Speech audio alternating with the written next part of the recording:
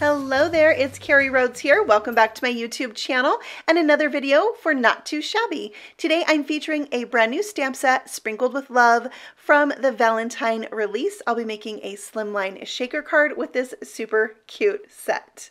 So let's take a closer look at this new stamp set. You can see it has a cupcake, chocolate chip cookies, and a little sandwich cookie there. I'm also using these clay hearts from the Craft Supplies by CC Etsy shop, one of my favorites. And I'm going to stamp the images today on some Bristol smooth paper with VersaFine Onyx black ink. This is my favorite combination whenever I'm going to use my zig markers. So I'll go ahead and ink up those three main images and stamp them down. And then I wanted some more of the sandwich cookies because they are the star of my card today, so I stamped extras of those. I'm going to go ahead and heat set this ink before I start coloring, because this is kind of watercoloring like coloring, even though I'm not using water. They are water-based markers, so you want to make sure that ink is dry before you start coloring, because if you color over the top of it, you could smear it. Now I've put the colors of the markers that I'm using on the screen in the order that I use them, because sometimes I start with the darker one and sometimes I start with the lighter one. So I put them on the screen in the order in which I use them. So I am trying to use the sprinkles as my inspiration when coloring. Now with my zigs, my favorite thing to do is to use a dark color and a light color that coordinate together, and use the light color to kind of blend out the darker. So that's what I'm doing on these cookies here today. It's a pretty quick and easy way for coloring, and I really like the vibrant results. So I'm using some yellows on this one to try. I'm trying to go with softer colors, like pastel colors, but they did come out pretty vibrant. I don't know, it's hard for me to do pastels, but in the end, I just kept going and I really liked how the card turned out. So you can see here I am blending out that darker emerald green with my green shadow marker, and I love this one. It came out so good, the kind of minty green. Now I'm using Haze blue and Persian blue for my blue cookie, and it's a little bit darker than I wanted, but I feel like it still coordinates really good with the blue clay heart sprinkle in there. So that will be my fourth cookie. And then for my purple one, the next one, I had a little bit of a trouble with this one. I really like this English lavender, but I wanted a little bit of shadow, so I thought I put just a tiny bit in, but this deep violet was so wet and so juicy and so vibrant. It really just kind of took over. So what I tried to do is come back in with my lighter color and try to pick up and remove some of that, and then clean my marker off on my scratch paper, and it worked pretty good to lighten it up for me a little bit. So saved it, and then instead of coming in directly with the marker, I'm using my lighter marker to touch to my darker marker and pick up a little bit of that color for the shadowing on the bottom half. Now you can see I already did my pink cookie and I already did my chocolate chip cookies. I will show you here the pink colors. I'm using the same pink colors on my frosting that I did on my pink cookie, so you can see that, and I will have the colors of the chocolate chip cookies towards the end of the video. And then I got a little bit off screen on the cupcake portion. Sometimes I get so into my coloring I forget, like, I'm coloring this to show you how I'm doing it. So sorry about that, but the blue on the cupcake liner is the same colors I used on the blue cookie. So there you have it. I did use a little very light gray marker. It's called Pale Gray, number 97, to add shadows to all the filling on the cookies. And then I used my white gel pen to come in and do my sprinkles.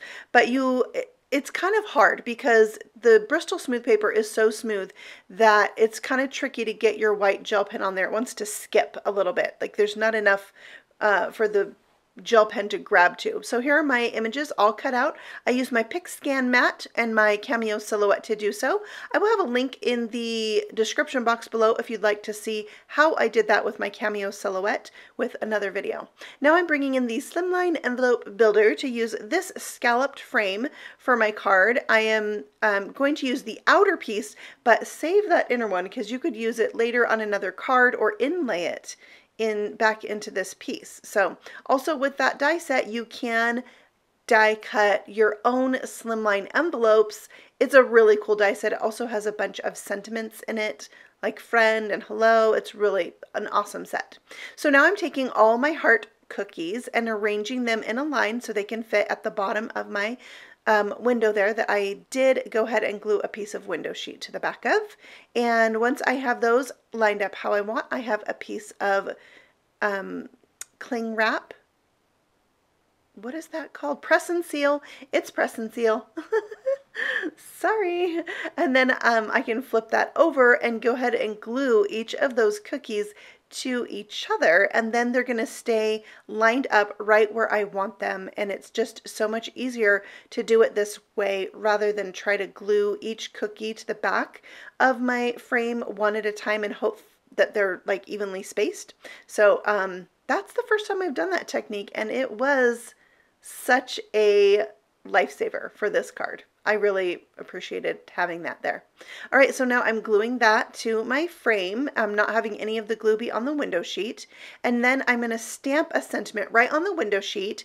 This is from the Sweet Senti-mini stamp set from Trinity Stamps. And then I'm taking my white StazOn ink.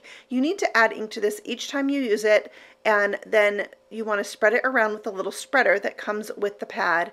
And then you're going to stamp that down. A Misty is really nice because it's very slippery stamping with StazOn on plastic. Then you want to clean this off right away. You really have to scrub it and do it immediately in order to get the white ink off of there. It's kind of like paint. It feels like you have white paint on your stamp. So just make sure you clean it off immediately.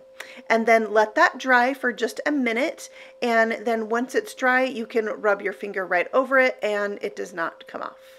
And then we're going to use an anti-static powder bag around the edge of my fun foam. It's not fun foam.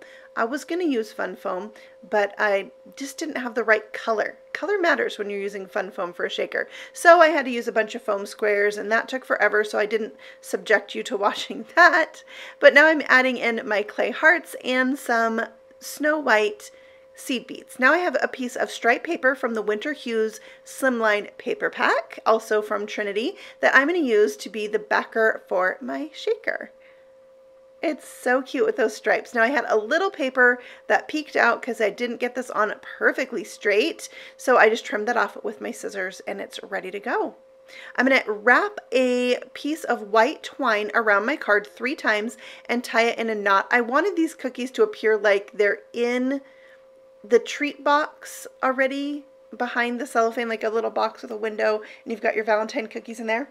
Now I'm using this tag set that was part of a free offer that Trinity had in the fall, and so it was like a free with purchase, but you could use any circle and punch a hole in it if you did not already have a tag. Any tag right here would be really cute. And then I'm going to tie that on with a little bow, and it says sprinkled with love, and I feel like that just finishes off my little treat box. So I'll pull the ends down to get this bow down to size, move the little ends down where I want it, and snip off the ends. I always hold the knot with my finger whenever I'm adjusting the bow size, and that helps it not twist around. And then we are ready to add a little tiny embellishment, one of those little clay hearts right below there in pink to finish it off. I'm going to use my excess paper from trimming down my background paper on the inside of my card. So the paper in that Slimline paper pack is 9 inches by 4 inches. So that's how I got an extra strip, because my card front panel is 8.5 by 3.5. So I had that extra piece, and then I could add my cookie and my cupcake to that. And there I just showed you the colors I used to color in the cookie. And then I'm going to use rose quartz ink from Altenew to stamp my sentiment on the inside. And it says, I love cookies and cupcakes, but nothing is sweeter than you. And that finishes off my card. I'm going to glue down my shaker panel to that card base. And there it is, ready to go. I did end up using a couple foam squares on the back of my tag to hold that down, but you could do it either way. Leave it loose or tack it down, whatever works best for you. So there you have it. This is just one of the new stamp sets offered at the Not Too Shabby shop for the Valentine's Day release. This one was designed by Jamie Peters at the Not Too Shabby shop, and there are two other stamp sets designed by a new creator, Lusana Lowry. They are so pretty. I already did a video with the flower set that she created, and I'll have a link to that on the end screen. You can click over and watch that next. Here is the whole entire release. You can get this in a box for a 15% discount if you buy it all together. It's got ephemera and stickers and paper, so I'll have links to all these things for you in the description box below, so you can check that out. And the Valentine's release is also available individually as of today. So happy stamping. I'll see you all again very soon with another video. Bye.